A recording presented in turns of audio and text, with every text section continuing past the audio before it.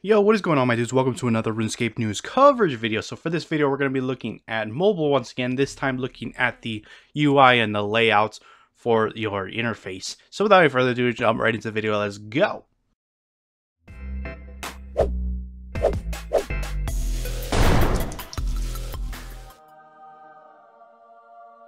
Alright guys, so once again, like I said, looking at mobile, this time we're going to be looking at your interface. So just a couple of background information before we get started. Converting all these interfaces is probably one of the largest amount of work needed in terms of how much Jagex has to do. They've needed to readjust and rework over 100 different interfaces. So it's one of the most time-consuming things they've had to do so far. They've actually gathered feedback from other MMOs on various different other game interactions, such as combat and chat, when in mind for making this one. However, they had to keep in the current game restrictions intact when they did this. Bear in mind that the default layout is the only layout. However, they may add in the future full customization, but that would be further down the line if they choose to do so.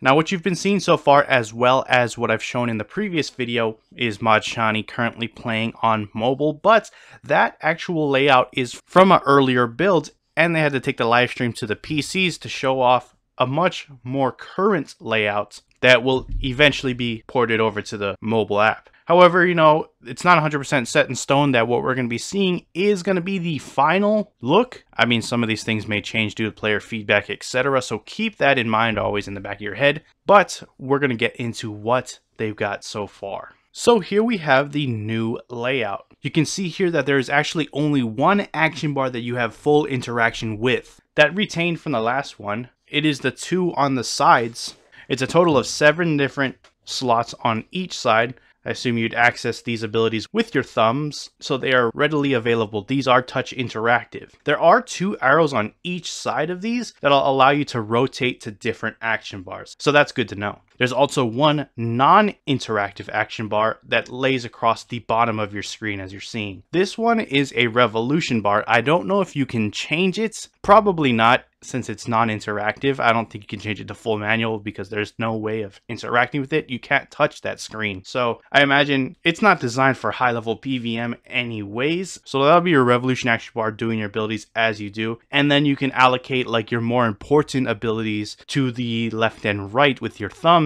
Things like your surge, resonance, maybe shield swap, prayer swap, those kinds of things that you need readily available for any type of particular situation. You'll notice the ribbon icons on the far right that run along the entirety of the screen. Now this will be fully customizable. You can take out as much as you want, and you can put a bunch in if you want, and then it'll stretch out accordingly. Alright, so moving on, you'll notice from this build, as opposed to the one where Shani was playing, the health, adrenaline, prayer, and summoning globes have been moved off to the left and right of your screen, as opposed to being dead center like they were when Shani was playing this.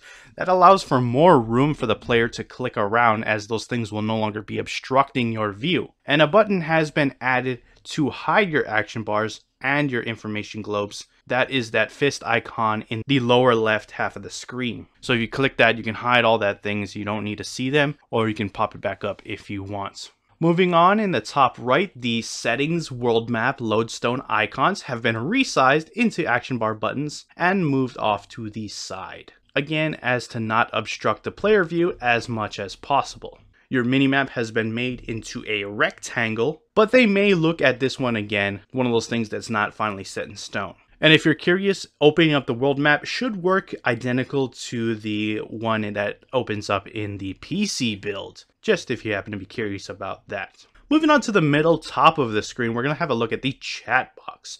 Now this is visible, like I said, at the top center of the screen this time. Now it's been minimized to very small. It only allows about 4 or 5 different messages, so you're going to have to keep that in mind. However, it is resizable. If you push the plus icon, which is a placeholder by the way, that will allow you to pop up your keyboard and you can type in the chat.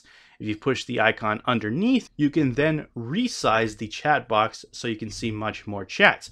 Now you click on it once and you'll get this half-size chat bar where you see it's much bigger, but it takes about half of your screen. Obviously, this is not the kind of thing you would do in the middle of a PVM situation. But if you want to have chat with somebody, or you want to see some previous chats that don't fit in that small chat of only 5 of the most recent things being said in the game world, Then obviously you just pop that open, you can see the half size and go from there. There's also a maximum size where you hit it again and you will get pretty much your entire screen will be the chat. Then you can see a large number of chat. Obviously you can still scroll up or down if you want, but this is, you know, you obviously can't do anything in the game with this open, but it'll allow you to see pretty much as far back in the chat as you would like. So that's really good. And then obviously you can close it back to its original size and go back to what you were doing, but it's good to see that functionality available.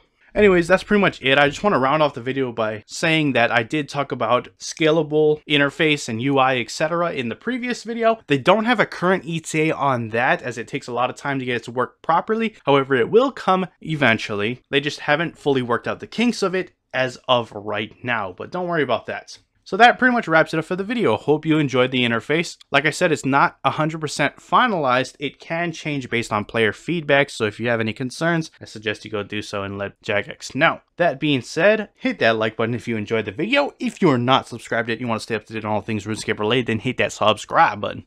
Anyways, I appreciate you guys watching. I am out. Peace.